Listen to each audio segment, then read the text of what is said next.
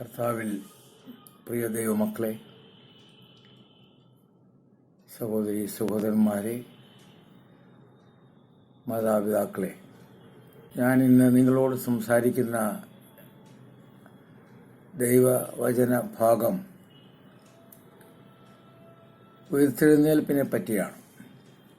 ഉയർപ്പിൻ്റെ വിവിധ നിരകളെക്കുറിച്ചാണ്. ഇത് 12ാമത്തെ എൻ്റെ എപ്പിസോഡാണ്. 11ാമത്തെ അഥവാ കഴിഞ്ഞ എപ്പിസോഡിൽ ഞാൻ നിങ്ങളോട് സഹസ്രാബ്ദകാല വാഴ്ചയെക്കുറിച്ച് സംസാരിച്ചു. നമ്മുടെ കർത്താവായ യേശു ക്രിസ്തു ഈ ഭൂമിയിൽ നടത്തുന്ന സഹസ്രാബ്ദ വാഴ്ചയെക്കുറിച്ചാണ് കഴിഞ്ഞ എപ്പിസോഡിൽ ഞാൻ നിങ്ങളോട് സംസാരിച്ചത്. ഭൂമിയിലുള്ള ലോകത്തുള്ള സകല ഭരണങ്ങൾക്കും അറുതി വരുത്തിക്കൊണ്ട് നമ്മുടെ യേശു രാജാവായി, ചക്രവർത്തിയായി ഭൂമി മുഴുവനും വാഴുന്ന, ലോകം മുഴുവനും വാഴുന്ന ഒരു കാലയളവാണ് 1000 ആണ്ട് വാഴ്ച അഥവാ സഹസ്രാബ്ദ വാഴ്ച എന്ന് പറയുന്നത്. 1000 വർഷം നമ്മുടെ കർത്താവ് ഭൂമിയിൽ വാഴും. കർത്താവിനോടുകൂടെ ആയിരിക്കുന്നവർ ആരൊക്കെയെന്ന് ഞാൻ കഴിഞ്ഞ എപ്പിസോഡിൽ നിങ്ങളോട് സംസാരിച്ചു. എന്നാലും ഒന്ന് ഓർമ്മിക്കുവാൻ തക്കവണ്ണം പറയുകയാണ്. ഈ ലോകത്തിൽ നിന്നും, ഭൂമിയിൽ നിന്നും മാറ്റപ്പെട്ട ജയാളിയായ സഭ അഥവാ വിശുദ്ധന്മാരുടെ കൂട്ടം, അഭിഷിക്തന്മാരുടെ കൂട്ടം, മണവാട്ടി സഭ എന്ന് പറയുന്ന ആ സഭ കർത്താവിനോടുകൂടെ ഉണ്ടായിരിക്കും. കാരണം ഉയരത്തിലേക്ക് കൊണ്ടുപോയിട്ട് 7 വർഷം എൻ്റെ കർത്താവ് അയറയിൽ നമ്മെ പാർപ്പിച്ചിട്ട് ഭൂമിയുടെ ഭരണത്തിന് സാത്താനെ ഏൽപ്പിക്കുകയാണ് ദൈവം. അതെല്ലാം ദൈവത്തിൻ്റെ ഒരു പ്ലാനും പദ്ധതിയുമാണ്. പ്രിയ ദൈവമക്കളെ, ഓർക്കണം. ക്രിസ്തു ഭൂമിയെ ഭരിക്കും. അതുകൊണ്ട് സാത്താന് പോയി ഭരണം കൊടുത്തു നോക്കുക, എങ്ങനെ ഇരിക്കുമെന്ന് അറിയാമല്ലോ. അതൊരു പരീക്ഷണമാണ്. സാത്താൻ കൊടുക്കുന്ന പരീക്ഷണത്തിൽ സാത്താൻ എന്ത് ചെയ്യുമെന്നറിയാമോ? അവൻ തന്നെ തോക്കുകയാണ്. കാരണം അവൻ ഈ ഭൂമിയെ ഭരിക്കാൻ അറിയാമോ? അവൻ സാത്താനെന്ന് പറഞ്ഞ പിശാചാണ്. അവൻ പണ്ട് മുതലേ ദൈവത്തോട് എതിർത്തവനാണ്, അഹങ്കരിച്ചവനാണ്, റിബല്യസ് ആണ് അവൻ്റെ ലൈഫ്. അവൻ ഒരിക്കലും സൽഭരണം കാഴ്ചവെക്കാൻ കഴിയത്തില്ല. അപ്പോൾ സാത്താനെ അവൻ്റെ തനി വിശ്വരൂപം കാട്ടുവാനും വേണ്ടി ദൈവം കൊടുത്ത, യേശു കൊടുത്തിരിക്കുന്ന ഒരു അവസരമാണ് 7 വർഷം ഭൂമിയിൽ അവൻ്റെ ഭരണം. അതിനെ നമ്മൾ മഹോദരവകാലം എന്നൊക്കെ പറയുന്നു. എങ്കിലും ആ 7 വർഷം തിട്ടപ്പെടുത്തിയ കൊടുത്തിരിക്കുന്നത് കർത്താവ്. ആദ്യത്തെ 3.5 വർഷം അവൻ ഒരുവിധം ചൊവ്വായിട്ടൊക്കെ ഇങ്ങനെ ഭരിച്ച് കാണിക്കും. അവൻ ഉപായിയാണ്. അത് കഴിഞ്ഞാൽ അവൻ്റെ തനി വിശ്വരൂപം കാണിക്കും. അപ്പോൾ കർത്താവ് അതിൻ്റെ കോപം ജ്വലിക്കും. അപ്പോൾ കർത്താവിൻ്റെ കോപത്തോടുകൂടെ ഭൂമിയിൽ നടക്കുന്ന കുറേ കഷ്ടനഷ്ടങ്ങളാണ് കർത്താവിൻ്റെ, യാക്കോബിൻ്റെ കഷ്ടകാലം അഥവാ കർത്താവിൻ്റെ നാൾ എന്നൊക്കെ പറയുന്നത്. അപ്പോൾ ആ കഷ്ടമുണ്ടാകും. പിന്നെ ഭൂമിയിൽ ജീവിക്കുന്ന ആൾക്കാർ ഇവനെ തള്ളി പറയുമ്പോൾ, അന്ന് ജീവിക്കുന്നവർ ഇവനെ തള്ളി പറയുമ്പോൾ, ഇവനെ കൂട്ടാക്കാതെ വരുമ്പോൾ അവരെ നശിപ്പിക്കുവാൻ, അവരെയൊക്കെ രക്തസാക്ഷികളാക്കി മാറ്റും. അങ്ങനെ അതാണ് ഒരു കാലഘട്ടം. അപ്പോൾ അതിൻ്റെ തനി സ്വരൂപം വെളിപ്പെടുത്തും. ഇത് ലോകം, ഭൂമി മുഴുവനും കാണും. അങ്ങനെ ആ 7 വർഷക്കാലത്തിൻ്റെ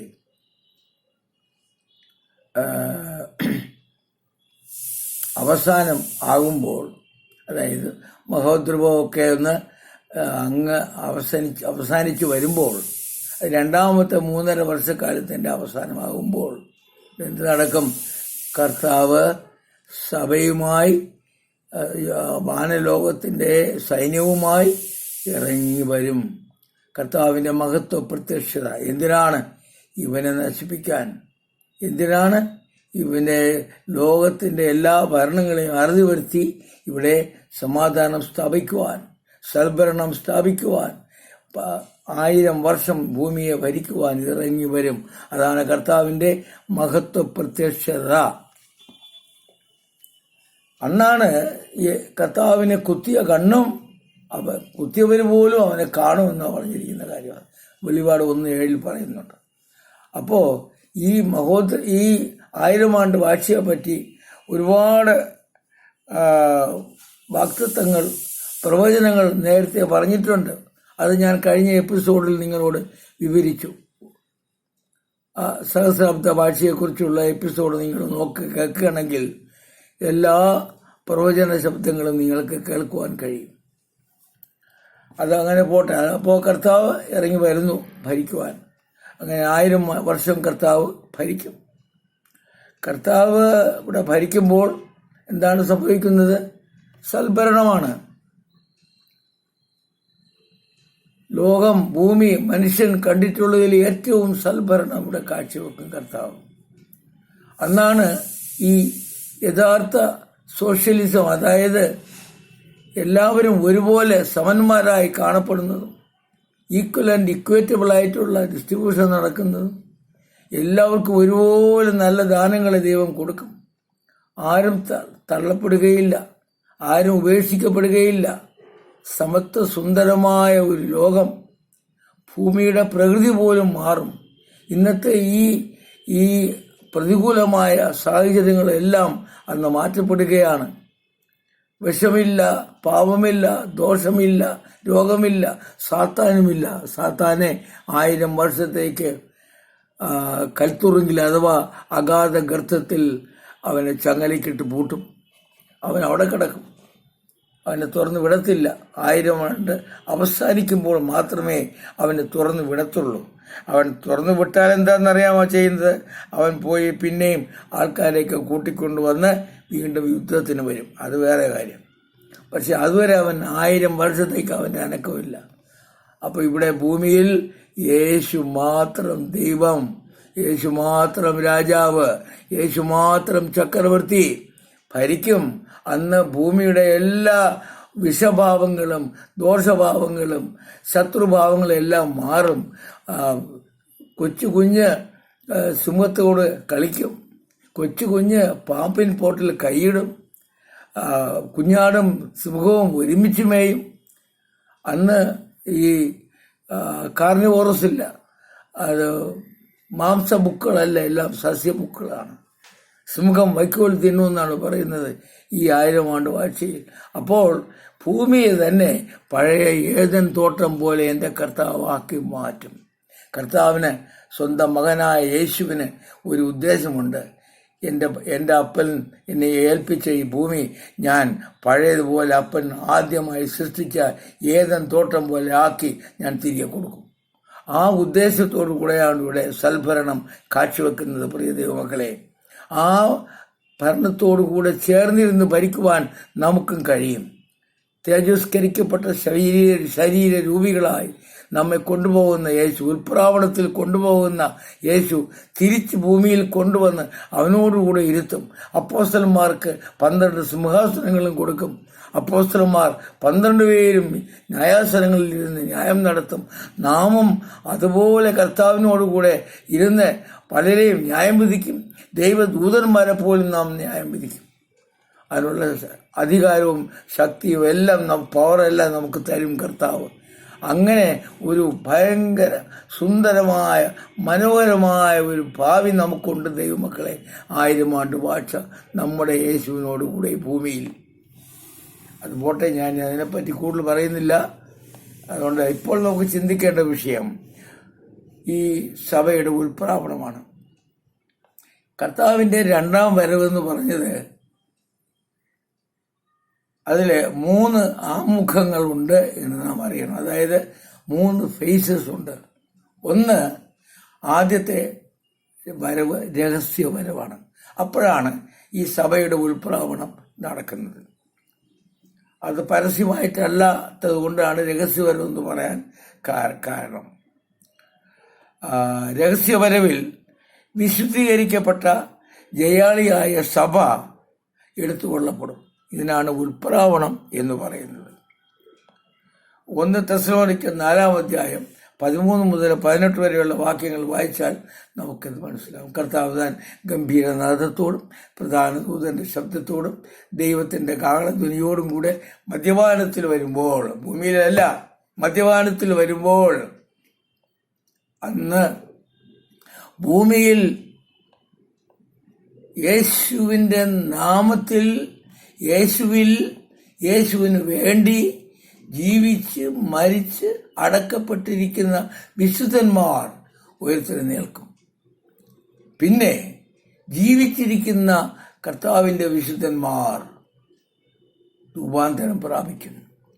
നമ്മുടെ താഴ്ചയുള്ള ശരീരത്തെ കർത്താവിൻ്റെ ഉയർച്ചയുള്ള ശരീരത്തോടുകൂടി അനുരൂപപ്പെടുത്തിക്കൊണ്ട് കർത്താവ് നമ്മെ എടുത്തുകൊണ്ട് പോകും. എന്നാൽ നമുക്ക് മുമ്പേ പോകുന്ന ആരാണ്? മരിച്ചവരാണ്. അവരാണ് ആദ്യം ഉയർത്തെഴുന്നേൽക്കുന്നത്. അവർ പിറകേന്ന് നമ്മൾ പോകും. യേശുവിനോടുകൂടെ നാം കയറിപ്പോവുകയാണ്. ഇങ്ങനെ ഈ വരവിനെയാണ് സഭയുടെ കർത്താവിൻ്റെ രഹസ്യ വരവ് അഥവാ സഭയുടെ ഉൽപ്രാവണം എന്ന് പറയുന്നത്. പക്ഷേ ഇങ്ങനെ എടുക്കപ്പെടണമെങ്കിൽ എന്താണ് വേണ്ടത്? ഒരു വിശുദ്ധിയുടെ നിലവാരത്തിൽ നാം എത്തിച്ചേർന്നാലേ പറ്റത്തുള്ളൂ. വിശുദ്ധിയെപ്പറ്റി കർത്താവ് വന്ന ഉടനെ പഠിപ്പിച്ചത്, ഭൂമിയിൽ ആദ്യം അവതരിച്ച ഉടനെ പഠിപ്പിച്ചത് അതാണ്. മത്തായി 5:8 എന്താണ്? ഇത് ശുദ്ധിയുള്ളവർ ഭാഗ്യവാന്മാർ, അവർ ദൈവത്തെ കാണും. ദൈവത്തെ കാണണമെങ്കിലോ ദൈവരാജ്യത്തിൽ കടക്കണമെങ്കിലോ എന്തു വേണം? വിശുദ്ധി വേണം. അപ്പൊ വിശുദ്ധിയാണ് ഏറ്റവും വലിയ ആവശ്യം. എബ്രായർക്കെഴുതിയ ലേഖനം 12-ാം അധ്യായം 4-ാം വാക്യത്തിൽ പറയുന്നതും അത് തന്നെ. 12-14 പറയുന്നത് അത് തന്നെ. എന്താ? ദൈവം ആഗ്രഹിക്കുന്നത് നമ്മുടെ വിശുദ്ധീകരണം തന്നെയാണ്. ഇത് കർത്താവിൻ്റെ രഹസ്യവരവിൽ സംഭവിക്കുന്ന, ഭൂമിയിൽ നടക്കുന്ന മഹോദ്രവകാലത്തിനിടയിൽ നടക്കും ഈ ഉൽപ്രാവണം. ഭൂമിയിൽ അന്ന് മഹോദ്രവം തുടങ്ങിക്കഴിയും. അത് ഒരു പകുതിയൊക്കെ ആകുമ്പോഴായിരിക്കും ഇത് നടക്കുന്നത്, പ്രിയ ദൈവമക്കളെ. അപ്പോൾ അനേക കഷ്ടങ്ങളിൽ കൂടെ നാം ദൈവരാജ്യത്തിൽ കിടക്കേണ്ടവരാണ്. ഇന്നത്തെ സഭകളെ നോക്കിയാൽ സഭയ്ക്ക് ഉൽപ്രാവണത്തിൽ പങ്കെടുക്കാനുള്ള യോഗ്യത ഉണ്ടോ ഇല്ലേ എന്ന് ദൈവത്തിനെ അറിയാവൂ. നാം ചുറ്റും നോക്കുമ്പോൾ സംഭവിക്കുന്ന എന്താണ്? സഭ എന്ന് പറഞ്ഞ സഭയിൽ നടക്കുന്നത് എന്താണ്? കരച്ചിലില്ലാത്ത, അനുതാപമില്ലാത്ത, മാനസാന്തരമില്ലാത്ത, മാനസാന്തരത്തിന് യോഗ്യമായ പ്രവൃത്തികളില്ലാത്ത, മാനസാന്തരത്തിന് യോഗ്യമായ ഫലങ്ങൾ പുറപ്പെടുവിക്കാത്ത സഭകളെ നമുക്ക് ചുറ്റും കാണാൻ കഴിയുന്നുള്ളൂ. ഇത് യേശു കണ്ട് കരയുകയാണ്, യേശു കണ്ട് വിലപിക്കുകയാണ്. ഇത്രയും കാലം ഞാൻ കാത്തിരുന്നിട്ടും, ഇത്രയും കാര്യങ്ങൾ നിങ്ങളെ പഠിപ്പിച്ചിട്ടും, ഇത്രയും ഇതൊക്കെ ചെയ്യാൻ വേണ്ടി ഞാൻ തന്നെ ഇവിടെ വന്ന ജീവിച്ച് നിങ്ങളുടെ മുമ്പിൽ ഒരു മാതൃക കാണിച്ചു തന്നിട്ടും നിങ്ങൾക്ക് ആ വഴി വരാൻ കഴിയുന്നില്ലല്ലോ മക്കളെ. ഇത് ഓർത്ത് യേശു കരയുന്നു. എന്നെ അനുഗമിക്കാൻ ആഗ്രഹിച്ചാൽ നീ സ്വയം വർജിക്കണം. സ്വയം വർജിച്ചിട്ട് വേണം നീ എൻ്റെ പിന്നാലെ വരൂ. സ്വയാനുഭൂതി, സ്വയം ഇതൊന്നും പാടില്ല. സ്വയവർജനയാണ് ഏറ്റവും നമുക്ക് ആവശ്യം ദൈവമക്കളെ. സ്വയത്തെ വർജിക്കാത്തവൻ, ശരീരത്തിൽ നിന്ന് ജഡം മാറാത്തവൻ, ശരീരത്തിലുള്ള ജഡ സ്വഭാവങ്ങൾ മാറാത്തവൻ, ശരീരത്തിൽ ആത്മീയ സ്വഭാവമില്ലാത്തവൻ, പുതുമനുഷ്യനെ ധരിക്കാത്തവൻ, ക്രിസ്തുവിൽ നവീകരണം പ്രാപിക്കാത്തവൻ, കർത്താവിൻ്റെ രക്തത്താൽ വിശുദ്ധീകരണം പ്രാപിക്കാത്തവൻ, കർത്താവിൻ്റെ വചനത്താൽ വിശുദ്ധീകരണം പ്രാപിക്കാത്തവൻ, കർത്താവിൻ്റെ പരിശുദ്ധാത്മാവിനാൽ വിശുദ്ധീകരണം പ്രാപിക്കാത്തവൻ, സമ്പൂർണ്ണ വിശുദ്ധീകരണമില്ലാത്ത മനുഷ്യർ, അവർ സഭ എന്ന് പറഞ്ഞുകൊണ്ടിരിക്കുന്നു. ഈ 3 വിശുദ്ധീകരണം അവർക്കുണ്ടോ എന്ന് നമ്മൾ നോക്കിയാൽ ഇല്ല.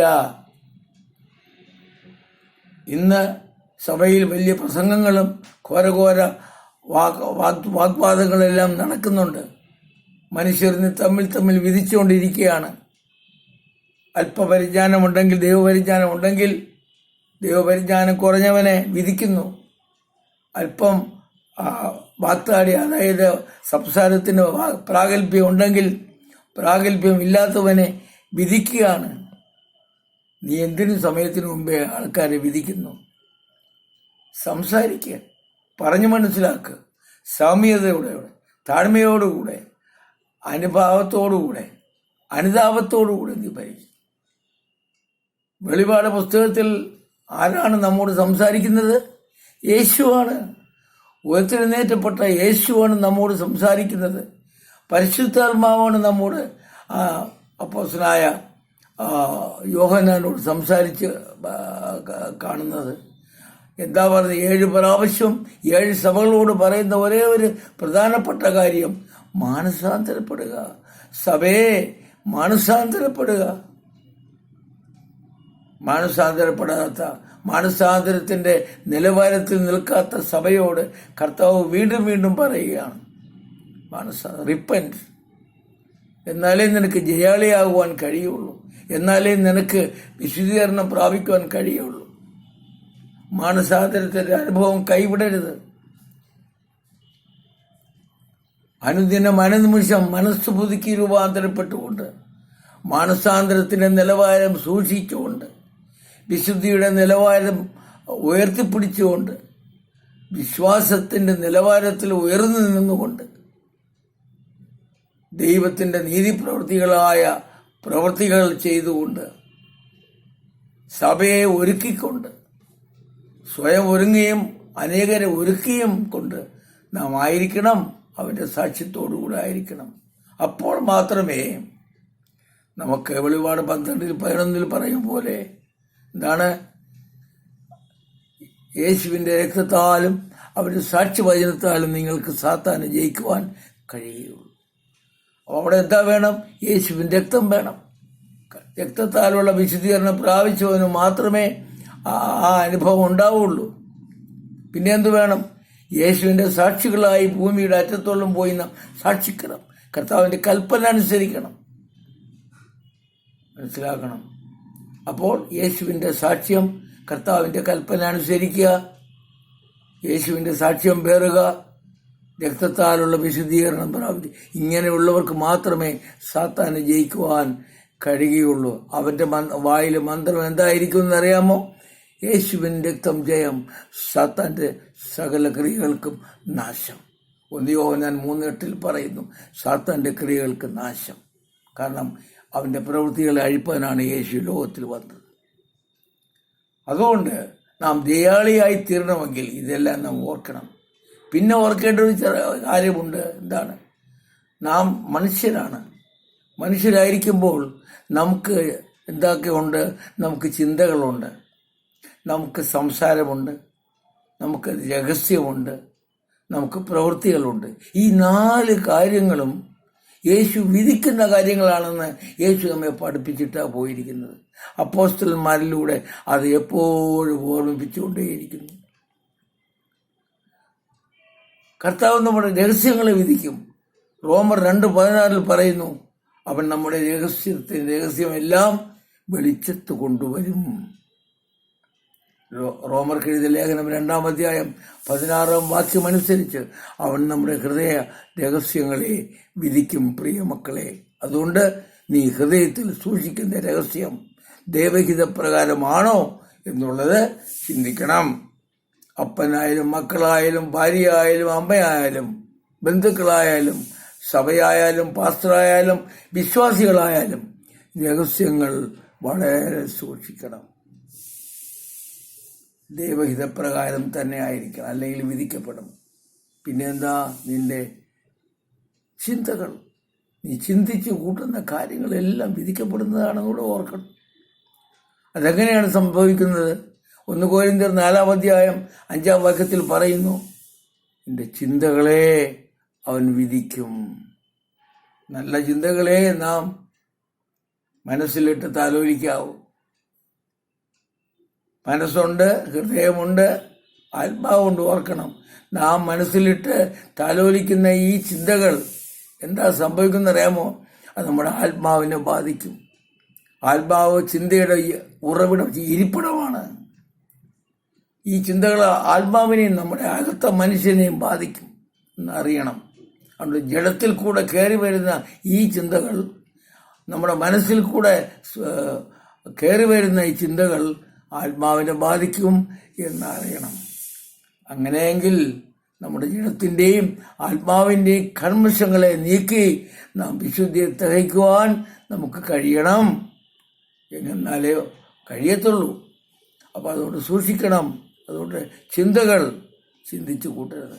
ഒരു മനുഷ്യൻ്റെ ആകത്തുക എന്ന് പറയുന്നത് അവൻ്റെ ചിന്ത എത്രയേ എന്ന് പണ്ഡിതന്മാരൊക്കെ പറഞ്ഞിട്ടുണ്ട്. എങ്കിലും ബൈബിൾ വ്യക്തമായി പറയുന്നു, നിന്റെ ചിന്തകളെ വിധിക്കപ്പെടും. അതുകൊണ്ട് സൂക്ഷിക്കണം പ്രിയ ദൈവമക്കളെ. ആവശ്യമില്ലാത്ത ചിന്തകളൊന്നും നാം മനസ്സിലിട്ട് താലോലിക്കരുത്. ചിന്തിച്ച് ചിന്തിച്ച് ചിന്തിച്ച് വെറുതെ വഷളാകരുത്. അടുത്ത് നമ്മുടെ സംസാരം വിധിക്കപ്പെടും. നീ നിന്റെ കൂട്ടുകാരൻ്റെ സഹോദരനെ മൂഢാന്ന് വിളിച്ചാൽ പോലും അത് വിധിക്കപ്പെടുന്നതാണ്. നീ മൂഢാന്ന് വിളിച്ചാൽ നീ അഗ്നി നരകത്തിൽ പോകുമെന്നാണ് യേശു പഠിപ്പിച്ചിരിക്കുന്നത്. അതുകൊണ്ട് നാവ് വളയ്ക്കുമ്പോൾ സൂക്ഷിക്കുക. ശത്രു എപ്പോഴും നമ്മുടെ മുമ്പിലുണ്ട്. നാവ് വളച്ച് വല്ലതും പറഞ്ഞാൽ അവൻ ഉടനെ ഏറ്റെടുത്ത് കൊണ്ടുപോയി അങ്ങ് കൊടുക്കും. എവിടെ കൊടുക്കും? ദൈവത്തിന് മുമ്പിൽ എന്ന് പറയും, ദൈവമേ കണ്ടോ, നീ പ്രൊട്ടക്റ്റ് ചെയ്യുന്ന, നീ സൂക്ഷിക്കുന്ന, നീ പരിപാലിക്കുന്ന നിന്റെ വിശ്വാസം, നിന്റെ മകൾ ഇതൊക്കെയാണ് സംസാരിക്കുന്നത്, ഇതൊക്കെയാണ് ചിന്തിക്കുന്നത്, ഇതൊക്കെയാണ് പ്രവർത്തിക്കുന്നത്. കുറ്റാരോപകൻ നമ്മുടെ ചുറ്റുമുണ്ട് പ്രിയ ദൈവമക്കളെ. അവൻ പിശാചാണ്. അവൻ നമ്മെ കുറ്റം വിധിക്കാൻ വേണ്ടി തക്കം പാത്തിരിക്കുകയാണ്. സൂക്ഷിക്കണേ. അതുകൊണ്ട് നാം എന്ത് ചെയ്യണം? നാം നമ്മുടെ രഹസ്യം, ചിന്ത വളരെ സൂക്ഷിക്കണം. സംസാരം വളരെ സൂക്ഷിക്കണം. ആവശ്യമില്ലാതെ ഒന്ന് പറഞ്ഞു പോയാൽ അത് കാട്ടു തീ പോലെ വലിയ വിപ്ലവങ്ങളെല്ലാം ഉണ്ടാക്കും. മറ്റുള്ളവരെ കുറിച്ചുള്ള ബാക്ക് ബൈറ്റ്, എന്താണ്, നുണ, പക, പിണക്കം, വിദ്വേഷം, ജാരശങ്ക, ക്രോധം, കൂറ്റാരം, ദ്വന്ദ്വപക്ഷം, ഇതൊക്കെ കുറ്റം വിധിക്കപ്പെടുന്നതാണ്. ഈ ചിന്തകളൊന്നും, ഈ സംസാരമൊന്നും നമ്മുടെ നാവിൽ പാടില്ല. അപ്പോസ്തലന്മാർ പഠിപ്പിച്ചിട്ടുണ്ട്, നമ്മുടെ നാവിൽ കൂടെ, നമ്മുടെ വായിൽ കൂടെ വരേണ്ടത് നല്ലത് മാത്രമേ. നല്ല ശബ്ദം കേൾക്കുന്നവർക്കത് കൃപ ലഭിക്കണം. കേൾക്കുന്നവർക്ക് അതൊരു ആശ്വാസം ലഭിക്കത്തക്ക രീതിയിൽ വേണം നമ്മുടെ വായിൽ കൂടെ നാം ഉച്ചരിച്ചു വിടുന്ന ശബ്ദം. മധുരമായിരിക്കണം. മധുരവും വരത്തില്ല, ഏതെങ്കിലും ഒന്നേ വരത്തുള്ളൂ. ഹൃദയം നിറഞ്ഞു കവിയുന്നത് വായിൽ കൂടെ വരും. അപ്പം നിന്റെ ഹൃദയത്തിലെ ചിന്തകൾ എന്തായിരിക്കണം? നല്ലതായിരിക്കണം. നിന്റെ ഹൃദയത്തിൽ നിറഞ്ഞു നിൽക്കുന്നത് എന്തായിരിക്കണം? നല്ലതായിരിക്കണം. നല്ലതേ ചിന്തിക്കാവൂ, നല്ലതേ രഹസ്യം വെക്കാവൂ.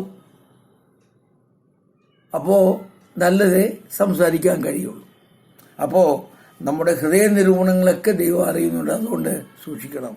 അതുകൊണ്ട് നാം നാവെടുത്ത് വളയ്ക്കുമ്പോൾ സൂക്ഷിക്കണം. നല്ലതേ നമ്മുടെ സംസാരം ന്യായം വിധിക്കപ്പെടും.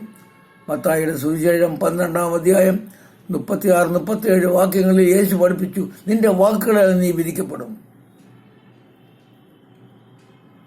ഇനി കർത്താവ് വേറെ ഒന്നുകൂടെ പറഞ്ഞു. യോഹന്നാന്റെ സുവിശേഷം 12-ാം അധ്യായം 48-ാം വാക്യത്തിൽ യേശു പറഞ്ഞു, ഞാൻ സംസാരിച്ച വചനങ്ങൾ ജീവനും ആത്മാവുമാണ്. ഈ വചനങ്ങൾ നിന്നെ വിധിക്കും അന്ത്യനാളിൽ. സൂക്ഷിക്കണം ദൈവമക്കളെ. കർത്താവ് സംസാരിച്ച ഓരോ വചനവും ചോദ്യചിഹ്നമായി നമ്മുടെ മുമ്പിൽ അവസാനം നിൽക്കും. അതുകൊണ്ട് ഈ 4 കാര്യങ്ങൾ. പിന്നെ പ്രവൃത്തികൾ. 2 കൊരിന്ത്യർ 5-ാം അധ്യായം 10-ാം വാക്യത്തിൽ തിരുവചനം പറയുന്നു, നീ നിന്റെ പ്രവൃത്തികളാൽ വിധിക്കപ്പെടും. നിന്റെ പ്രവൃത്തികൾ ഓരോന്നും വിധിക്കപ്പെടും. വെളിപാട് പുസ്തകത്തിൽ യേശു അവസാനം പറഞ്ഞത് അത് തന്നെ. 22-ാം അധ്യായം അവസാനത്തെ അധ്യായമാണ്. അതിൽ 7, 12, 20 വാക്യങ്ങളിൽ യേശു പറഞ്ഞു, ഞാനിതാ വേഗം വരുന്നു. 12-ാം വാക്യത്തിൽ ഒന്നുകൂടെ പറഞ്ഞു, നിന്റെ പ്രവൃത്തിക്ക് തക്ക പകരവുമായിട്ടാണ് ഞാൻ വരുന്നത്. സൂക്ഷിക്കുക ദൈവമക്കളെ. അതുകൊണ്ട് വിധിക്കപ്പെടുന്ന 4 കാര്യങ്ങൾ കേട്ടല്ലോ. രഹസ്യം, ചിന്ത, സംസാരം, നമ്മുടെ പ്രവൃത്തി. ഇതെല്ലാം ന്യായം വിധിക്കപ്പെടുന്നതാണ്. അതുകൊണ്ട് എന്ത് ചെയ്യണം? നാം എപ്പോഴും ഇതിൽ നമ്മൾ തികഞ്ഞു വന്നാൽ പിന്നെ നമ്മളെ ആരും കുറ്റം വിധിക്കാനില്ല. മനസ്സിലാക്കണം. ഇങ്ങനെ മാത്രമേ നമുക്ക് ഒരു നിലവാരം സൂക്ഷിക്കുവാൻ, വിശുദ്ധിയുടെ നിലവാരം സൂക്ഷിക്കാൻ കഴിയത്തുള്ളൂ. സമ്പൂർണ്ണ വിശുദ്ധീകരണം വേണം. ഞാൻ പറഞ്ഞല്ലോ, വചനത്താൽ, ആത്മാവാൽ, യേശുവിൻ്റെ രക്തത്താൽ. 1 യോഹന്നാൻ 4:7-8 പറയുന്നതാണ് യേശുവിൻ്റെ രക്തത്താൽ വിശുദ്ധീകരണം പ്രാപിക്കുന്നത്. ഇതാണ് സമ്പൂർണ്ണ വിശുദ്ധീകരണം.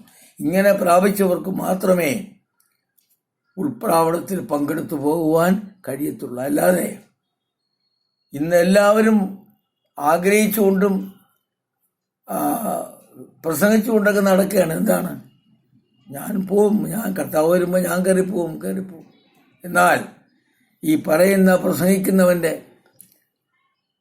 ജീവിതം നോക്കിയാൽ അവൻ്റെ ജീവിതത്തിൽ അവൻ പ്രസംഗിച്ചതൊന്നും കാണാൻ കഴിയില്ല. സഭയിൽ ഘോരഘോരം പ്രസംഗിക്കുകയും സഭയ്ക്ക് വെളിയിൽ വന്ന് വേണ്ടാത്തത്, ദൈവത്തിന് ഇഷ്ടമില്ലാത്തത്, സ്വന്തം ഇച്ഛയ്ക്കനുസരിച്ചത്, സ്വന്തം കുടുംബത്തിന് വേണ്ടത്, സ്വന്തം മക്കൾക്ക് യോഗ്യമായത്, ഒരു വിശ്വാസിക്ക് യോഗ്യമല്ലാത്തത് പ്രവർത്തിക്കുകയും ചെയ്യുന്ന പ്രസംഗകന്മാരെ കൊണ്ട് നിറഞ്ഞിരിക്കുകയാണ് ലോകം. ദൈവമക്കളെ, അപ്പോസ്തലനായ പൗലോസ് ഒരിക്കൽ ഇപ്രകാരം ഏറ്റുപറഞ്ഞു. 1 കൊരിന്ത്യർ 9:27 തോന്നുന്നു പറഞ്ഞത്. എന്താണ്? ഞാൻ പ്രസംഗിച്ചിട്ട് കൊള്ളരാത്തവനായി പോകാതിരിപ്പാൻ തക്കവണ്ണം ഞാൻ എപ്പോഴും എന്നെ തന്നെ ദണ്ഡിപ്പിച്ച് എൻ്റെ ശരീരത്തെ ഞാൻ അടിമയാക്കുക അത്രയും ചെയ്യുന്നത്. ഉപവാസത്താലും പ്രാർത്ഥനയാലും ഏത് സാധിക്കത്തുള്ളൂ. ദൈവമക്കളെ, പ്രസംഗിക്കുന്നവൻ ഉപവസിക്കാതെ, പ്രാർത്ഥിക്കാതെ, ദൈവത്തോടുകൂടെ നടക്കാതെ, ദൈവത്തോടുകൂടെ ഫെലോഷിപ്പില്ലാതെ ഇരുന്നാൽ എപ്പോൾ ആ ഗ്യാപ്പ് വരുന്നോ, ആ കമ്മ്യൂണിക്കേഷൻ ഗ്യാപ്പ് എപ്പോൾ ഉണ്ടാവുന്നോ അപ്പോൾ തീർന്നു. അവൻ സാത്താൻ്റെ കയ്യിലായി പോവും. ലോകത്തോട് അനുരൂപമായി പോവും. ലോകത്തോടുകൂടെ കൈകോർത്ത് പോവും. കാരണം ലോകം അത്ര ആകർഷകമായ രീതിയിലാണ് വിശ്വാസികളെ മാടി മാടി വിളിക്കുന്നത്. ഉയർത്തെഴുന്നേൽപ്പ് പല ഘട്ടങ്ങളിലാണ് നടക്കുന്നത്. പ്രിയ ദൈവമക്കളെ, പറഞ്ഞല്ലോ, ആദ്യത്തെ സഭയുടെ ഉൽപ്രാവണം. അപ്പോൾ അന്ത്യകാഹളം കേൾക്കുന്നവരാണ് വിശുദ്ധന്മാർ മാത്രമേ. അതായത് പരിശുദ്ധാത്മ നിറവിൽ നിൽക്കുന്ന സഭ, അവർ മാത്രമേ കേൾക്കത്തുള്ളൂ. അല്ലാത്തവർ കേൾക്കില്ല. കേൾക്കാത്തവർക്ക് എങ്ങനെ കയറി പോകാൻ പറ്റും? കേൾക്കുന്നവർ മാത്രമേ രൂപാന്തരപ്പെടുകയുള്ളൂ. അതാണ് അതിൻ്റെ പ്രത്യേകത. അല്ല, എല്ലാവരും ഉയർത്തപ്പെടുമെന്നും എല്ലാവരും ഉൽപ്രാവണം ചെയ്യപ്പെടുമെന്നും ചിന്തിച്ചുകൊണ്ടിരുന്നാൽ നടക്കുന്ന കാര്യമല്ല. കാരണം വചനം വളരെ സ്പെസിഫിക്കായിട്ട് പറയുന്നുണ്ട്. ദൈവമക്കൾ,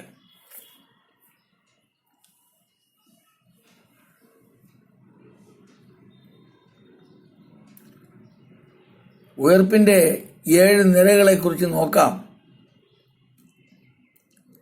ഞാൻ നേരത്തെ പറഞ്ഞു 3 ആമുഖങ്ങളുണ്ടെന്ന്. ആദ്യം ഉൽപ്രാവണം, രഹസ്യവരവ്. രണ്ടാമത് യേശു ക്രിസ്തു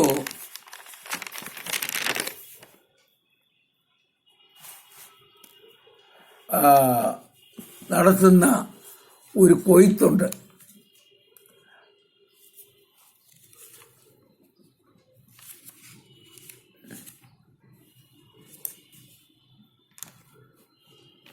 ഇത് വെളിപാട് പുസ്തകം 7-ാം അധ്യായം 9 മുതൽ 17 വരെയുള്ള വാക്യങ്ങളിൽ പറയുന്നു. എന്താണെന്നറിയാമോ? ഇവർ ആരെന്നറിയാമോ ഈ കൊയ്ത്ത് നടത്തുന്നത്? അന്നിവിടെ ഉപദ്രവകാലം ഉണ്ടല്ലോ. സാത്താനല്ലേ ഭരിക്കുന്നത്? എതിർ ക്രിസ്തുവാണല്ലോ ഭരിക്കുന്നത്. അപ്പോൾ അവനെ എതിർക്കുന്നവർ യഹൂദനായാലും തള്ളപ്പെട്ട സഭയിൽ, അതായത് കൈവിടപ്പെട്ട സഭ ഇവിടെ ഭൂമിയിലുണ്ട്. ആരാണ് കൈവിടപ്പെട്ടവർ? അറിയാമല്ലോ. വിശുദ്ധിയെ തകയ്ക്കാത്തവർ, അശുദ്ധരായവർ, നാമധേയ ക്രിസ്ത്യാനികൾ, ബാബിലോണിയ സഭക്കാർ, അവരോട് ചേർന്ന് നടക്കുന്നവർ, ലോകത്തോട് കൈകോർത്ത് നടക്കുന്നവർ, ഇവരെല്ലാം കൈവിടപ്പെടും. കാരണം വിശുദ്ധിയും വേർപാടും ഇല്ലാത്തവരാരെയും ദൈവം കൊണ്ടുപോകത്തില്ല. അപ്പോൾ വിശുദ്ധയ്ക്ക് പ്രയാസം അവരിലെ ലോകത്തോട് ചേർന്ന് നടന്ന് ഇച്ചിരി സുഖസൗകര്യങ്ങളൊക്കെ ആസ്വദിക്കുന്നവരാണ്. അവരും തള്ളപ്പെടും. എന്നാൽ അവർ ക്രിസ്തുവിലുള്ള വിശ്വാസം ത്യജിക്കുന്നവരല്ല.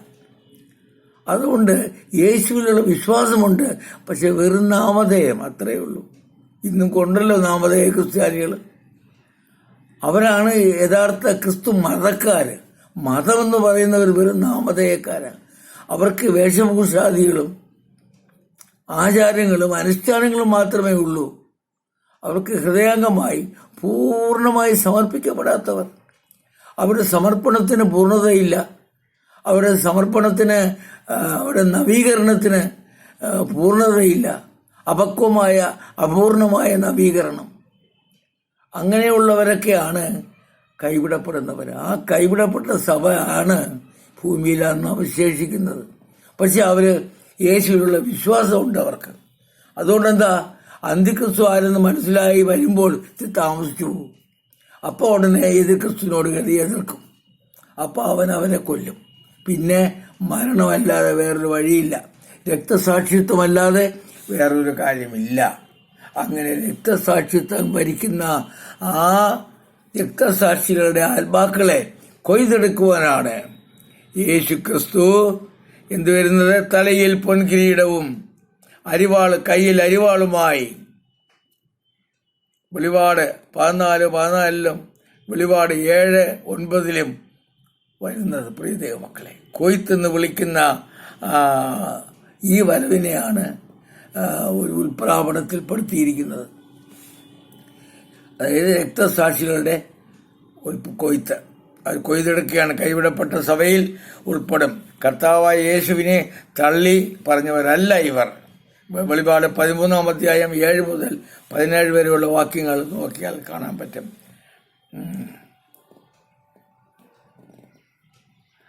അതുപോലെ മത്തായി 24:30-31 വരെ നോക്കിയാൽ വെളിപാട് 14 മുതൽ 16 വരെയുള്ള വാക്യത്തിൽ ഇത് പറയുന്നുണ്ട്. അപ്പോൾ ഒരു കൊയ്ത്ത് ഇടയിൽ നടക്കുന്നുണ്ട്. ഇതാണ് കൊയ്ത്ത്, രണ്ടാമത്തെ ഉൽപ്രാവണം. മൂന്നാമത് നടക്കുന്നതാണ് എന്താണ്? പരസ്യ പ്രത്യക്ഷത. യേശു സ്വർഗത്തിൽ നിന്ന് ദേവദൂതന്മാരും ഉയർത്തപ്പെട്ട ഉൽപ്രാവണം ചെയ്യപ്പെട്ട സഭയുടെ വിശുദ്ധന്മാരുമായി മഹത്വത്തിൽ എല്ലാവരും കാണത്തക്ക രീതിയിൽ ഭൂമിയിൽ പ്രത്യക്ഷപ്പെടുന്നു. അന്നാണ് അവന്റെ കാല് ഭൂമിയിൽ തൊടുന്നത്. ഒലിവ് മലയിൽ അവന്റെ കാല് സ്പർശിക്കുമ്പോൾ ഒലിവ് മല രണ്ടായി ചിന്തും. അവിടെ കർത്താവ് എന്ത് ചെയ്യും? സിയോൻ ഹെഡ്ക്വാർട്ടേഴ്സ് സ്ഥാപിച്ച് അവിടെ ഭരിക്കും. ഈ ഹെഡ്ക്വാർട്ടേഴ്സിലാണ് കർത്താവ് ഇരുന്നുകൊണ്ട് ഭൂമിയെ മൊത്തം ഭരിക്കുവാൻ പോകുന്നത് എന്ന് നാം അറിയണം, പ്രിയ ദൈവമക്കളെ. അപ്പോ ഈ ജയാളിയായ സഭ മാത്രമേ കർത്താവിന്റെ രണ്ടാം വരവെങ്കിൽ എടുത്തുകൊള്ളപ്പെടുകയുള്ളൂ. എന്നാൽ ആദം മുതൽ ഇന്നുവരെ ഭൂമിയിൽ ജീവിച്ചിരിക്കുന്ന എല്ലാവരും, അതായത് വിവിധ കാലഘട്ടങ്ങളിലാണ്, നിഷ്പാപയുഗം, മനസാക്ഷി പ്രമാണ യുഗം, വാക്തത്വ യുഗം, ന്യായപ്രമാണ യുഗം, സഭായുഗം, ദൈവരാജ്യത്തിന്റെ യുഗം, മാനുഷിക ഗവൺമെന്റിന്റെ യുഗം, അത് നോഹയുടെ കാലത്തുള്ള, ഇങ്ങനെ 7 യുഗങ്ങൾ. 6ാമത്തെ യുഗമാണ് സഭായുഗം. അതിപ്പോൾ നടന്നുകൊണ്ടിരിക്കുകയാണ്. 7ാമത്തെ യുഗമാണ് നടക്കാൻ പോകുന്നത്, സഹസ്രാബ്ദ വാഴ്ച യുഗം, ദൈവത്തിന്റെ കിങ്ഡം, അതായത് കിങ്ഡം ഏജ് അഥവാ യേശുവിന്റെ സഹസ്രാബ്ദ വാഴ്ച യുഗം. ഇതാണ് നടക്കേണ്ടത്. അപ്പോ ഈ വിവിധ കാലഘട്ടങ്ങളിൽ ജീവിച്ചിരിക്കുന്ന എല്ലാവരും ഉയർത്തെഴുന്നേറ്റ് വരും എന്ന് നാം മനസ്സിലാക്കണം, ദൈവമക്കളെ. അപ്പോൾ കൊയ്ത്ത് എപ്പോൾ നടക്കും? എതിർ ക്രിസ്തുവിന്റെ കാലത്ത് നടക്കും. പരസ്യപ്രത്യക്ഷത എപ്പോൾ നടക്കും? എതിർ ക്രിസ്തുവിന്റെ കാലഘട്ടത്തിന്റെ അവസാനം നടക്കും. അതായത് അന്തിക്രിസ്തുവിന്റെ കാലഘട്ടം 7 വർഷം, അതിന്റെ അവസാനമാണ് യേശു ഇറങ്ങി വരുന്നത്. ഈ സാത്താൻ എന്ത് ചെയ്യുന്നറിയാമോ? അന്തിക്രിസ്തു അവൻ അവസാനം ഒരു വേല കാണിക്കും. യെരുശലേം ദേവാലയം അവർക്ക് വേണ്ടി കെട്ടിക്കൊടുത്തിട്ട് അവനെ സോപ്പിടാൻ നോക്കും. ഒടുവിൽ അവർക്ക് മനസ്സിലാവും ഇവൻ മസികയല്ല, ഇവൻ കള്ളക്രിസ്തുവാണ്. അങ്ങനെ വരുമ്പോൾ അവർ എതിർക്കും. അപ്പോൾ ഇവൻ എന്ത് ചെയ്യും? യെരുശലേമിന്റെ പുൽപ്പുറ്റിൽ നിന്നുകൊണ്ട് പറയും, മ്ലേച്ഛതയിൽ ശൂന്യമാക്കുന്നവൻ നിൽക്കാൻ പാടില്ലാത്ത കയറി നിൽക്കും, യെരുശലേമിന്റെ പുൽപ്പുറ്റിൽ നിൽക്കും, അതിവിശുദ്ധ സ്ഥലത്ത് നിൽക്കും. അപ്പോൾ ദൈവക്രോധം ഭൂമിയിൽ ചൊരിയും, അവന്റെ മേൽ ചൊരിയും. അതാണ് ഭൂമിയിൽ വരുന്ന കഷ്ടങ്ങൾ, 7 കലശങ്ങൾ, 7 കാഹളങ്ങളെല്ലാം സംഭവിക്കുന്ന ആ സമയത്താണ് ദൈവമക്കളെ. കർത്താവിന്റെ ക്രോധം വെളിപ്പെടുന്ന ദിവസമാണ്. അതാണ് കഷ്ടകാലം. പിന്നെ ഇവൻ ആൾക്കാരായിട്ട് ഉപദ്രവിക്കുന്ന കുറെ ഉപദ്രവവും. ഇങ്ങനെ ഉപദ്രവകാലമുണ്ട്, ദൈവത്തിന്റെ ക്രോധകാലം കൂടെ ചേർന്നതാണ് ആ 7 വർഷം എന്നറിയണം. എന്നാൽ സഭ ഒരുപാടിട്ട് കഷ്ടപ്പെടുത്താതെ കർത്താവ് അവസാനം 7 വർഷത്തിന്റെ 3.5 വർഷം കഴിയുമ്പോൾ തന്നെ കർത്താവ് വരാൻ നോക്കും. കാരണം കർത്താവിനൊരു ആഗ്രഹമുണ്ട്, സഭ കുറച്ചുകൂടെ വെടിപ്പാകണം, സഭ കുറച്ചുകൂടെ നന്നാവേണ്ടിയിരിക്കുന്നു. അതുകൊണ്ട് ഒരു ദീർഘക്ഷമയോടുകൂടെ ദൈവം കാത്തിരിക്കുന്നത് പോലെ ദീർഘക്ഷമയോടുകൂടെ ലോകത്തിൽ എല്ലാവരും മാനസാന്തരപ്പെട്ട് വരുവാനും സുവിശേഷത്തിൽ വിശ്വസിച്ച് രക്ഷ പ്രാപിക്കുവാനും നിത്യമായി ഒരുക്കിയിരിക്കുന്ന നിത്യജീവനെ പ്രാപിക്കുവാനും നിത്യതയെ അവകാശമാക്കുവാനും എല്ലാവർക്കും കഴിയണം എന്നുള്ള ആ വലിയ സ്നേഹത്തോടുകൂടെ തമ്പുരാൻ നോക്കിയിരിക്കുന്ന കാലഘട്ടമാണ്. അതുകൊണ്ട് അല്പസമയം കൂടെ ദീർഘിപ്പിച്ച് കൊടുക്കും. അനുഭവിച്ചോ, കഷ്ടത നിനക്ക് നല്ലതാ. യേശുവിന്റെ കഷ്ടത നാം നമ്മുടെ സ്വന്തം ശരീരത്തിൽ പൂരിപ്പിക്കണം. അതല്ലേ ഗലാത്യർ 1:16 പറയുന്നു. പൗലോസ് അപ്പോസ്തലൻ പറയാണ്, ക്രിസ്തുവിൽ തികയാത്ത ആ കഷ്ടത ഞാൻ എൻ്റെ ശരീരത്തിൽ പൂരിപ്പിക്കണം എന്ന് ഞാൻ ആഗ്രഹിക്കുന്നതാ പറഞ്ഞു. ഈ ക്രിസ്തു തമ്മിൽ വെളിപ്പെടണം. അതാണ്. അപ്പോ കർത്താവിന്റെ കഷ്ടാനുഭവങ്ങളിലുമായി താതാത്മ്യം പ്രാപിച്ച് ആ അനുഭവങ്ങളിൽ കൂടെ കടന്നുപോയിട്ടുള്ളവർക്ക് മാത്രമേ പുനരുത്ഥാനത്തിന്റെ നല്ല അനുഭവങ്ങളിലൂടെ പങ്കാളികളാകുവാൻ കഴിയത്തുള്ളൂ. അത് മനസ്സിലാക്കണം. അതുകൊണ്ട് നാം കുറെ കഷ്ടത അനുഭവിച്ചാൽ മതി. ശരീരത്തിൽ അനുഭവിക്കണം. അത് രോഗമായിക്കോട്ടെ, ശൂലമായിക്കോട്ടെ, പ്രതിസന്ധി ആയിക്കോട്ടെ, ഈ ലോകത്തിന്റെ കഷ്ട ദുഃഖങ്ങളായിക്കോട്ടെ, പട്ടിണി ആയിക്കോട്ടെ, ദാരിദ്ര്യമായിക്കോട്ടെ, ഈർച്ചവാളായിക്കോട്ടെ, ജയിലറ ആയിക്കോട്ടെ, മർദ്ദനങ്ങളായിക്കോട്ടെ, എന്തോ ആയിക്കോട്ടെ, വാളായിക്കോട്ടെ, ഈർച്ചവാളായിക്കോട്ടെ, കർത്താവിന്റെ സ്നേഹത്തിൽ നിന്ന് നമ്മെ പിന്തിരിപ്പാൻ ഒന്നിനും കഴിയത്തില്ല എന്നുള്ള ആ വിശ്വാസത്തോടും ഉറപ്പോടും കൂടെ ആ നല്ല പ്രത്യാശയോടും കൂടെ നാം ജീവിക്കണം. അതാണ് നമ്മുടെ പ്രത്യാശ. അപ്പോൾ ശരീരത്തിൽ അനുഭവിക്കുന്ന ദുഃഖങ്ങൾ ഒന്നുമല്ല, അല്പകാലത്തേക്കുള്ള ഈ കഷ്ടനഷ്ടങ്ങൾ. വരുവാനിരിക്കുന്ന ആ വലിയ നിത്യതയുടെ ആ ഭാഗ്യകരമായ പ്രത്യാശയുടെ ആ ഓർമ്മ നമ്മൾ വരുമ്പോൾ ഇതെല്ലാം ഒന്നുമല്ല, നിസ്സാരമെന്ന് നമുക്കെടുക്കുവാൻ കഴിയും. അങ്ങനെ ഒന്ന് സംഭവിക്കട്ടെ, അത് നല്ലത് തന്നെ ദൈവമക്കളെ. ആ കഷ്ടത്തിലൂടെ അപ്പോൾ അതുകൊണ്ട് സഭയുടെ ഉൾപ്രാവണം മഹോദരവകാലത്തിന്റെ മുമ്പ് നടക്കുമെന്നും മഹോദരവകാലത്തിന്റെ മധ്യത്തിൽ നടക്കുമെന്നും മഹോദരവകാലത്തിന്റെ ഒടുവിൽ കഴിഞ്ഞിട്ട് നടക്കും, അതൊന്നും നമ്മൾ അറിയണ്ട. നാം ജീവിക്കണം. നമ്മോട് ആവശ്യപ്പെട്ടിരിക്കുന്നത് നാം ചെയ്യണം. യേശുവിനെ മാതൃകയാക്കിക്കൊണ്ട് നാം ജീവിക്കണം.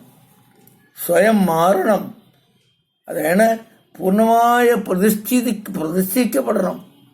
പൂർണ്ണമായി പ്രതിഷ്ഠിക്കപ്പെട്ട ഒരു അഭിഷിക്ത കൂട്ടത്തിന് മാത്രമേ സഭയെ ഒരുക്കുവാനും സ്വയം ഒരുങ്ങുവാനും കഴിയത്തുള്ളൂ. ഓർക്കണം. പരിശുദ്ധാത്മ നിറവിലായിരുന്നാൽ നിങ്ങൾക്കത് സാധിക്കും. കാരണം പരിശുദ്ധാത്മാവ് നമ്മെ ബലം തരും. വീണ്ടെടുപ്പിൻ നാളിനായി നമ്മെ മുദ്ര ചെയ്തിരിക്കുന്ന എഫേസ്യർ 4:30 പ്രകാരം പരിശുദ്ധാത്മാവിനെ ദുഃഖിപ്പിക്കരുത്, പരിശുദ്ധാത്മാവിനെ കെടുക്കരുത്. അവനെതിരെ വ്യാജവും ദോഷവും ഒന്നും പറയരുത്. നാം നമ്മെ ശക്തിപ്പെടുത്തുവാനും മുദ്ര ചെയ്യുവാനത്തിലെ പരിശുദ്ധാത്മാവിനെ അയപ്പിച്ചിരിക്കുന്നു. അച്ചാരമായി തന്ന പരിശുദ്ധാത്മാവിനെ ഏറ്റുമേടിച്ചുകൊണ്ട് ഹൃദയത്തിൽ നിൽക്കട്ടെ. 1 കൊരിന്ത്യർ 3:16, 1 കൊരിന്ത്യർ 6:19, 1 പത്രോസ് 4:14 പ്രകാരം ഈ പരിശുദ്ധാത്മാവ് നമ്മുടെ ഉള്ളത്തിൽ വസിക്കുന്നു, നമ്മുടെ ശരീരമാകുന്ന മന്ദിരത്തിൽ വസിക്കുന്നു. കൊലോസ്യർ 1:27 പ്രകാരം മഹത്വത്തിന്റെ പ്രത്യാശയായി ക്രിസ്തു ആത്മാവായി നമ്മുടെ ഉള്ളിൽ വസിക്കുന്നു. ദൈവമക്കളെ, അതുകൊണ്ട് നാം എന്തിനു പേടിക്കണം, ഭയക്കണം? ഇവർ രണ്ടുപേരും നമ്മുടെ ഉള്ളിലുണ്ട്. നിത്യജീവന്റെ മൊഴികളാൽ പിതാവ് നമ്മുടെ ഉള്ളിലാക്കി വെച്ചിരിക്കുന്നു. ആ നിത്യജീവന്റെ മൊഴികൾ നമ്മിലുണ്ട്. നമുക്ക് നിത്യതയിലേക്ക് കടക്കുവാൻ ഈ 3 ആവശ്യമാണെന്ന് നാം അറിയണം. അതുകൊണ്ട് ധൈര്യത്തോടുകൂടി ഇരിക്കുക പ്രിയ ദൈവമക്കളെ. പിന്നെ നാം ഈ ലോകത്ത് ജീവിക്കുന്നുണ്ട്. ലോകത്തുള്ള പാസ്റ്റർമാരും ലോകത്തുള്ള ദൈവമക്കളും നമുക്ക് വേണ്ടി പ്രാർത്ഥിച്ച് രക്ഷയുണ്ടാകുമെന്ന് അങ്ങനെയൊന്നും ചിന്തിക്കരുത്. അവനവന്റെ രക്ഷ സ്വായത്തമാക്കിക്കൊള്ളണം. എഹെസ്കേലിന്റെ പുസ്തകം 14-ാം അധ്യായം 14-ാം വാക്യത്തിൽ ഒരു വചനമുണ്ട്. എന്നറിയാമോ? നിങ്ങളെ ഞാൻ ഓർമ്മിപ്പിക്കട്ടെ. നോഹയ്ക്കും ഇയ്യോബിനും ദാനിയേലിനും പോലും ദൈവകോപത്തിൽ നിന്ന് ജനത്തെ രക്ഷിക്കുവാൻ കഴിയുകയില്ല എന്ന് പിതാവ് വിളിച്ചു പറഞ്ഞിരിക്കുന്നു. ഓർക്കണം. അപ്പൊ മനസ്സിലായോ? അപ്പോ ദാനിയേലിനെ പോലെയുള്ള ഒരു പ്രവാചകൻ ഇപ്പോൾ ഉണ്ടെങ്കിലും യോബിനെ പോലെയുള്ള നിഷ്കളങ്കനായ ഒരു നീതിമാൻ ഉണ്ടെങ്കിലും ഒന്നും നോഹയെ പോലെയുള്ള ഒരു നീതിമാൻ ഉണ്ടെങ്കിലും നടക്കത്തില്ല. നാം സ്വയം അത് ഏറ്റെടുത്തേ പറ്റത്തുള്ളൂ. ആ ദൗത്യം നാം സ്വയം ഏറ്റെടുക്കണം. നാം നമ്മെ തന്നെ ശുദ്ധീകരിക്കണം. സ്വയം വർജിച്ചവർക്ക് മാത്രമേ ഞാനല്ല എന്നിൽ ജീവിക്കുന്നത് ക്രിസ്തുവത്രേ എന്ന് പറയുവാൻ തക്കവണ്ണമുള്ള കഴിവ് പ്രാപിച്ചവർക്കാണ് എല്ലാം നടക്കുന്നത്. സ്വയവർജന എന്ന് പറയുന്നത് എന്താണ്? Self denial is the core of servanthood എന്നാണ് പറഞ്ഞത്. അതായത് അത് ശിഷ്യത്വത്തിന്റെ കാതലായ ഭാഗമെന്ന് പറയുന്നത് സ്വയവർജിതയാണ്. പൂർണ്ണമായി സ്വയം വർജിക്കാത്തവന് അവന്റെ ക്രൂശെടുക്കുവാനും കർത്താവിനെ പിൻപറ്റുവാനും കഴിയത്തില്ല. തമിഴിലൊരു വാക്കുണ്ട്, ഒപ്പുകൊടുക്കണം. ഒപ്പുകൊടുക്കുക, കമ്മിറ്റഡ്. അവരാണ് കമ്മിറ്റഡ് സെർവൻസ് ഓഫ് ഗാഡ്. മനസാന്തരപ്പെടുക, ജയാളിയായി തീരുക. വ്യക്തി ജീവിതത്തിലായാലും സഭാ ജീവിതത്തിലായാലും മാനസാന്തരത്തിന്റെ അനുഭവത്തിൽ നാം ആയിരിക്കണം. എപ്പോഴും മനസ്സ് പുതുക്കി അനുദിനം അനുനിമിഷം നാം രൂപാന്തരം പ്രാപിച്ചുകൊണ്ടേയിരിക്കണം. ദൈവമക്കളെ, പൂർണ്ണമായിട്ടല്ലാത്ത നവീകരണം ഒരാപത്താണെന്ന് നാം മനസ്സിലാക്കണം. കാരണം യേശു ഒരു കാര്യത്തിലൂടെ നമ്മെ പഠിപ്പിച്ച് മത്തായിയുടെ സുവിശേഷം 12-ാം അധ്യായം 43-45 വരെയുള്ള വാക്യങ്ങൾ ഒരു കാര്യം നമ്മെ പഠിപ്പിക്കുന്നത് എന്താണെന്ന് പറയാം. ഒരുവരിൽ നിന്ന് ഒരു പിശാച് ഇറങ്ങിപ്പോയിട്ട് ഭൂതം ഇറങ്ങിപ്പോയി. ആ ഭൂതം എന്തെന്നറിയാമോ? ചുറ്റി നടന്നിട്ട് വീണ്ടും തിരിച്ചു വന്ന് നോക്കുമ്പോൾ ഈ ഇറങ്ങിപ്പോയ ഭവനം, അതായത് മനുഷ്യന്റെ ഹൃദയത്തിൽ ആടിച്ചൊതുക്കി ഇട്ടിരിക്കുകയാണ്. അവിടെ ആരില്ല? അവിടെ പരിശുദ്ധാത്മാവില്ല, ദൈവവചനമില്ല, ദൈവസാക്ഷ്യമില്ല, പിന്നെ യേശു ക്രിസ്തുവിന്റെ ആത്മാവുമില്ല. പിന്നെ എന്ത് ചെയ്യും? ഒഴിഞ്ഞു കിടക്കുകയാണ്, അലങ്കരിച്ചിട്ടിരിക്കുകയാണ്. കയറി പാർക്കാം. അവൻ 7 പേരെ, അവനിൽ കൂടിയ ശക്തിയുള്ള 7 ഭൂതങ്ങളെയും പിശാചുക്കളെയും വിളിച്ചുകൊണ്ടുവന്ന് കയറി അവിടെ കൂടി പാർക്കും. പിന്നെ അവന്റെ കാര്യം അധോഗതി, ആദ്യത്തേതിനേക്കാൾ കഷ്ടം. ഇത് പൂർണ്ണമല്ലാത്ത ഒരു നവീകരണത്തെ കുറിച്ചാണ് യേശു പഠിപ്പിച്ചത്. അതെന്താണ്? നാം പൂർണ്ണമായി കമ്മിറ്റഡ് ആയിക്കഴിഞ്ഞാൽ നമുക്ക് അവിടെ ജലസ്നാനത്തിൽ കൂടെയാണ് നാം ഇത് പ്രാപിക്കുന്നത്. ജലസ്നാനത്തിൽ കൂടെ നാം എന്ത് ചെയ്യുന്നു? ക്രിസ്തുവിനെ ധരിക്കുകയാണ്. ഗലാത്യർ 3:27 പറയുന്നു, നാം ക്രിസ്തുവിനെ ധരിക്കുന്നു. ജലസ്നാനത്തിലൂടെ നാം സഭയോട് ചേരുന്നു. ജലസ്നാനത്തിലൂടെ നാം യേശുവോട് ചേരുന്നു. അപ്പൊ യേശുവോട് ചേരുവാനും യേശുവിനെ ധരിക്കുവാനും സഭയോട് ചേരുവാനും ജലസ്നാനം ആവശ്യമാണ്. ആ കർമ്മം ഒഴിവാക്കി കളയരുത് കേട്ടോ ദൈവമക്കളെ. അതിന്റെ പ്രസക്തി നാം മറന്നു കളയരുത്. അവർക്കാണ് ഈ പൂർണ്ണത അനുഭവിക്കുവാൻ കഴിയത്തുള്ളൂ. പിന്നെ അവൻ പ്രാപിക്കേണ്ടത് പരിശുദ്ധാത്മ സ്നാനമാണ്. 1 കൊരിന്ത്യർ 12:13 പറയുന്നു, നാം ഒരേ ആത്മാവിനെ പ്രാപിച്ചു, ഒരേ ആത്മാവിൽ സ്നാനം ചെയ്തും ഒരേ ആത്മാവിൽ സ്നാനപ്പെട്ടും ഇരിക്കുന്നു. അതുകൊണ്ട് പരിശുദ്ധാത്മാവിലുള്ള സ്നാനമാണ് അവസാനം വേണ്ടത്. ഈ 3 പ്രക്രിയ നമ്മൾ നടന്നു കഴിഞ്ഞാൽ നാം ഒരുവിധം ഒരുക്കപ്പെട്ടു കഴിഞ്ഞു. പിന്നെ നമ്മിൽ കള്ളനും കയറിയില്ല, കള്ളത്തരവും കയറത്തില്ല, അതിനൊന്നും ഇടവില്ല. നമുക്ക് പിന്നെ കർത്താവിന് ഉയരത്തിലുള്ളത് ചിന്തിക്കാനേ സമയമുള്ളൂ.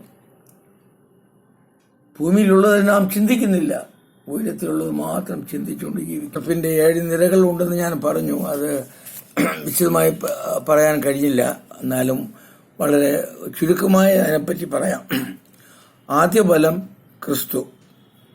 1 കൊരിന്ത്യർ 15:23 പ്രകാരം ഉയർപ്പിന്റെ നിരകളിൽ ഒന്നാമനായി ക്രിസ്തുവിനെ പറഞ്ഞിരിക്കുന്നു. ക്രിസ്തു നിദ്ര കൊണ്ടവരിൽ ആദ്യ ഫലമായി എന്ന് രേഖപ്പെടുത്തിയിരിക്കുന്നതിനാൽ ക്രിസ്തുവിന് മുമ്പ് മരിച്ചവർ വീണ്ടും ജീവിച്ചിട്ടുണ്ട് എങ്കിലും ആത്മശരീരികളായ ആരും ഉയർത്തിട്ടില്ല എന്നാണ് അതിൻ്റെ അർത്ഥം. 2, സഭയുടെ ഉത്പ്രവണം ഞാൻ പറഞ്ഞല്ലോ. ക്രിസ്തുവിനുള്ളവർ അവന്റെ വരവിങ്കൽ, അതായത് 1 കൊരിന്ത്യർ 15:23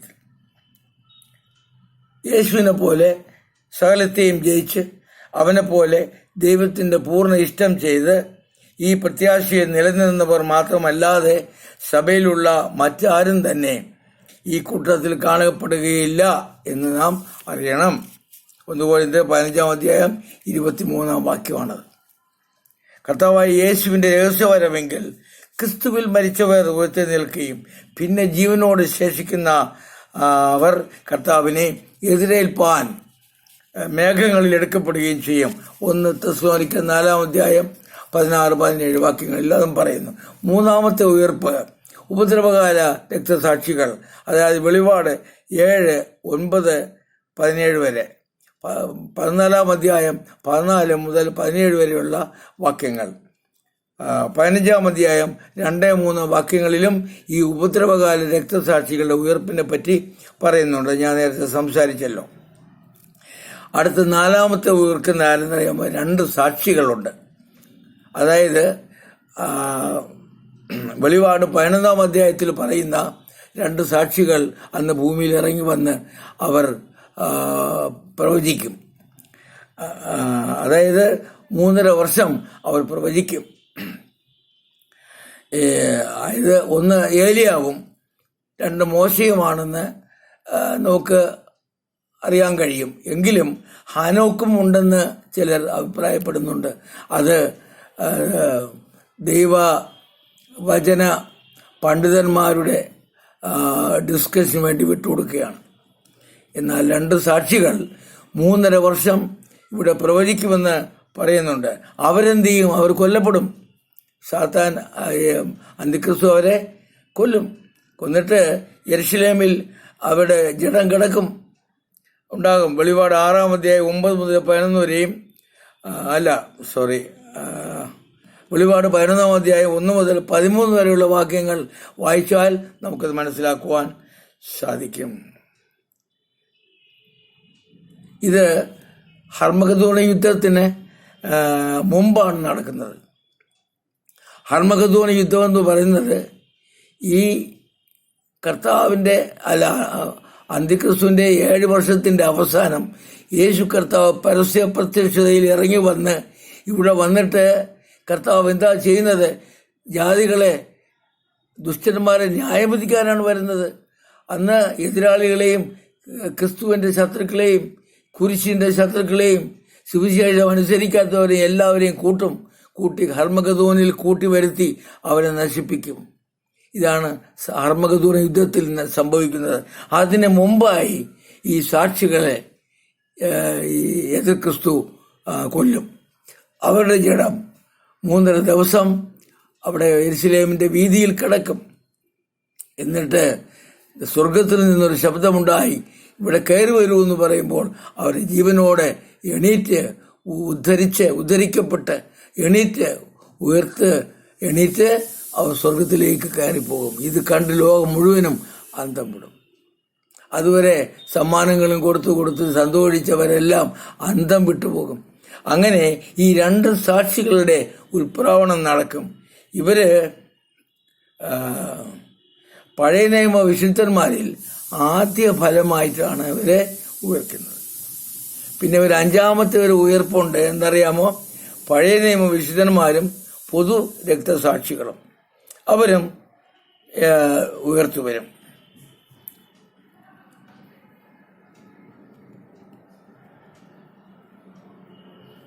അപ്പോഴേക്കും മഹോദരവും അവസാനിക്കും. അപ്പോൾ ഏഴാമത്തെ കാഹളം ഊതിക്കഴിയുമ്പോൾ, അതായത് ഹർമഗദോൻ യുദ്ധം കഴിയുമ്പോൾ ലോകരാജ്യത്വം നമ്മുടെ കർത്താവിനാവും എന്ന് നാം വായിക്കുന്നു.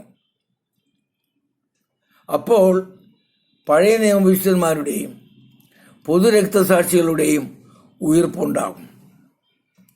വെളിപാട് പുസ്തകം 6-ാം അധ്യായം 9 മുതൽ 11 വരെയും 11-ാം അധ്യായം 15, 16, 18, 19 വാക്യങ്ങളിലൂടെയും നമുക്ക് വായിച്ചെടുക്കുവാൻ കഴിയുന്നു.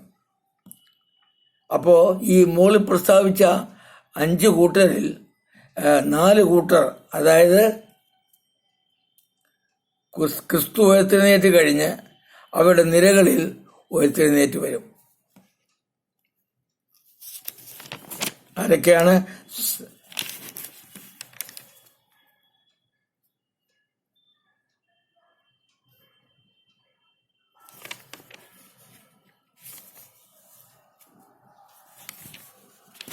അവരെ ഉയർത്തെഴുന്നേറ്റ് വരും.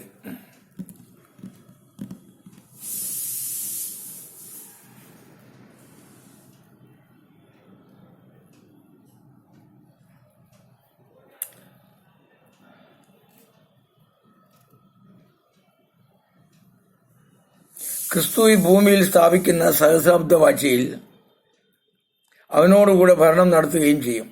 അവനോടുകൂടെ ഈ ഭൂമിയിൽ ഭരിക്കുവാൻ ഇവർക്ക് മാത്രമേ യോഗ്യത ഉണ്ടാവുകയുള്ളൂ. ഇവരെക്കുറിച്ച് ഒന്നാമത്തെ പുനരുത്ഥാനത്തിൽ പങ്കുള്ളവൻ ഭാഗ്യവാനും വിശുദ്ധനുമാകുന്നുവെന്ന് വെളിപാട് 20:6 പറയുന്നു. ദൈവത്തിനും ക്രിസ്തുവിനും പുരോഹിതന്മാരായ അവർ ക്രിസ്തുവിനോടുകൂടെ 1000 ആണ്ട് വാഴുമെന്നും പറഞ്ഞിരിക്കുന്നു വെളിപാട് 20:6.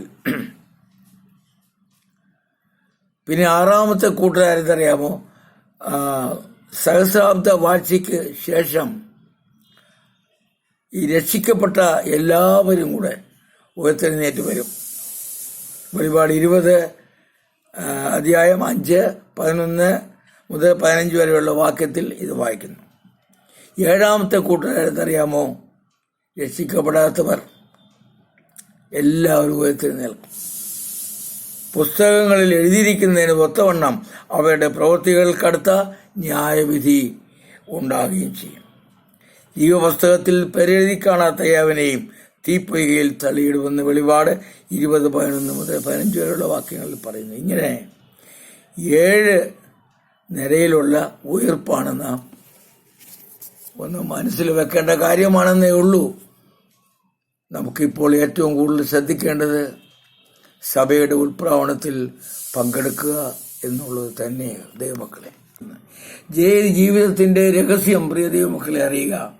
നമ്മുടെ ജീവൻ ക്രിസ്തയേശുവിൽ ഓടുകൂടെ ദൈവത്തിൽ മറിഞ്ഞിരിക്കുന്നു. കൊലോസ്യർ 3:3 പറയുന്നു. അതാണ് ഈ സത്യത്തിൽ അധിഷ്ഠിതമാണ് നമ്മുടെ ജയജീവിതം എന്നറിയണം.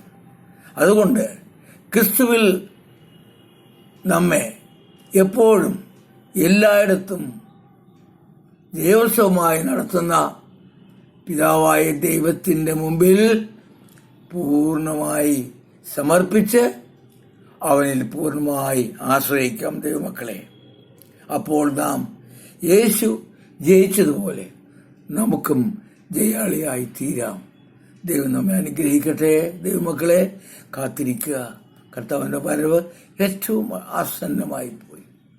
2020 ഒരു ഒരുക്കത്തിൻ്റെ വർഷമായിരുന്നെങ്കിൽ 2021 വിശുദ്ധീകരണത്തിൻ്റെ നിമിഷങ്ങളായി അവസരമായി നാം മാറ്റണം. 2022 ദൈവം നമ്മെ സന്ദർശിക്കുന്ന ഒരു ദിവസമാണ്, ഒരു വർഷമാണ്. അതുകൊണ്ട് ഇനി അധികം സമയമില്ലല്ലോ. ദൈവം നമ്മെ അനുഗ്രഹിക്കട്ടെ. അടുത്ത എപ്പിസോഡിൽ വേറൊരു വിഷയവുമായി നമ്മൾ തമ്മിൽ കാണുന്നതുവരെ, കേൾക്കുന്നതുവരെ ദൈവത്തിൻ്റെ യേശുവിൻ്റെ മഹാചിറകടിയിൽ നമുക്കായിരിക്കാം ദൈവമക്കളെ. കർത്താവ് നമ്മെ അനുഗ്രഹിക്കട്ടെ. ആമേൻ.